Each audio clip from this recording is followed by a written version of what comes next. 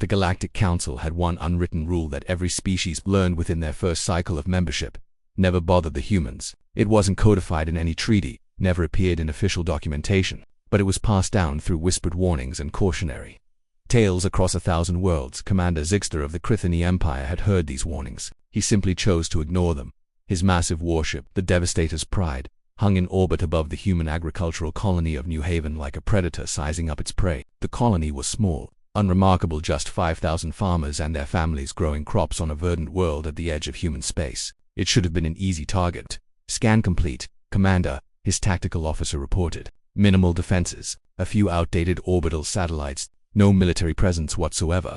Zixter's mandibles clicked together in satisfaction. The humans had taken something precious from the Krithani decades ago, a mining world rich with rare minerals. This small colony would be his revenge, a message that the Krithani were not to be trifled with. Prepare the assault teams, he commanded. We take the colony within the hour.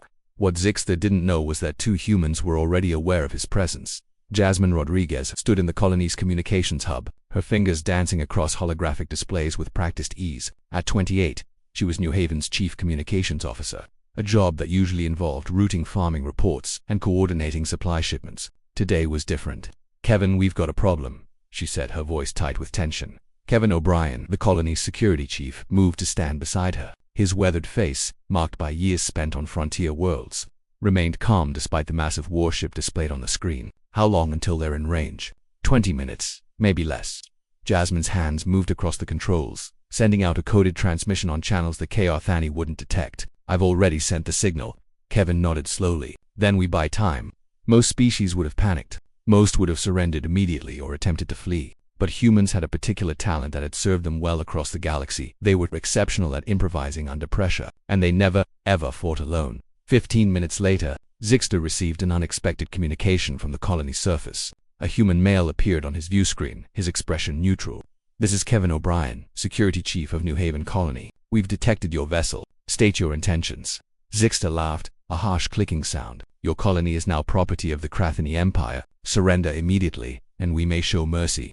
I'm afraid I can't do that, Kevin replied calmly. I need to warn you, you're making a significant mistake. The only mistake would be resistance, Zixter sneered. You have no defenses, no military. We have something better, Kevin interrupted. We have friends, and you've just activated the most extensive mutual defense network in the galaxy.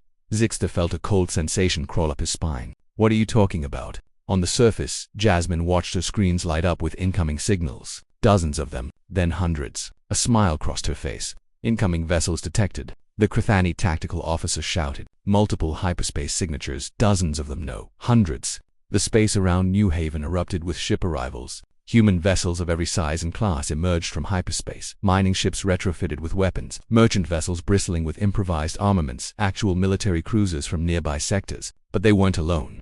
The Vryn Collective sent 3 cruisers.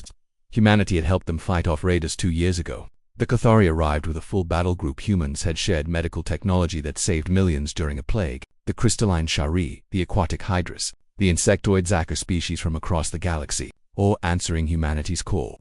This is impossible, Zixter whispered, watching his tactical display fill with hostile contacts. Jasmine's voice came over the communication channel, replacing Kevin's image. You want to know the real rule of the galaxy, Commander? It's not never bother humans.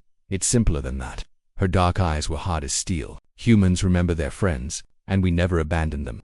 A human dreadnought, the Indomitable, materialized at the head of the fleet. Its captain's voice boomed across all frequencies.